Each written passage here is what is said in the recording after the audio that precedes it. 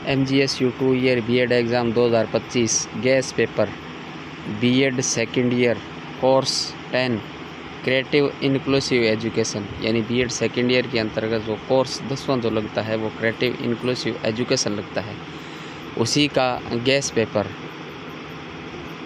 खंड ब के अंतर्गत जो पहला टॉपिक है वो रहेगा समावेशी शिक्षा की मुख्य विशेषताएं व समन्वित शिक्षा से आप क्या समझते हैं, इसकी उपयोगिता और महत्व। यानी समावेशी शिक्षा की मुख्य विशेषताएं आपको पढ़नी है। समावेशी शिक्षा की मुख्य विशेषताएं पढ़ने काफ़ी महत्वपूर्ण है।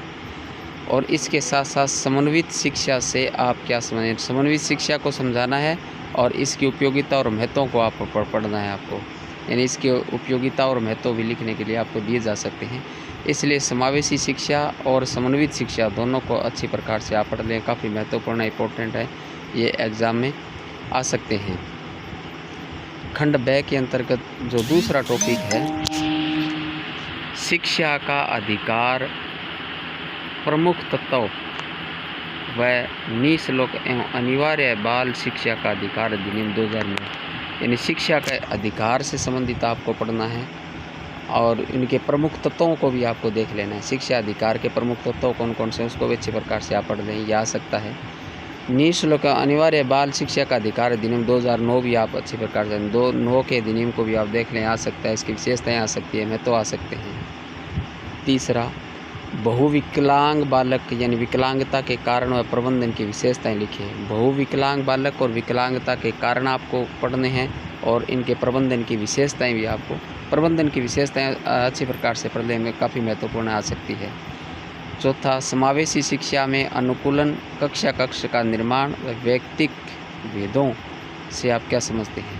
समावेशी शिक्षा को आप पढ़ें, काफ़ी महत्वपूर्ण है। समावेशी शिक्षा क्वेश्चन अन्य छोटे क्वेश्चन के रूप में भी आपको दिया जा सकता है।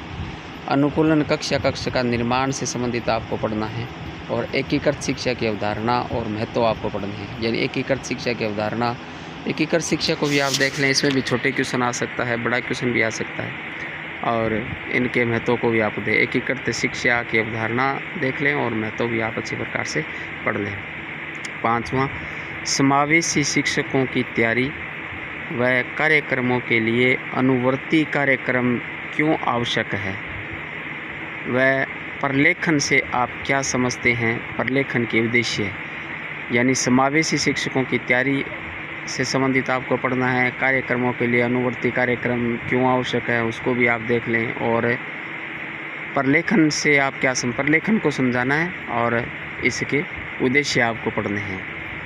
खंड से बड़ा पार्ट होता है। छठा टॉपिक, भारतीय परिप्रेक्ष्य में विशिष्ट शिक्षा व समाकलित एवं एकीकृत शिक्षा की अवधारणा और महत्व आपको पढ़ने हैं। यानी भारतीय परिप्रेक्ष्य में विशिष्ट शिक्षा को आपको पढ़ना है और समाकलित शिक्षा के बारे में भी आप अच्छी प्रकार से पढ़ लें।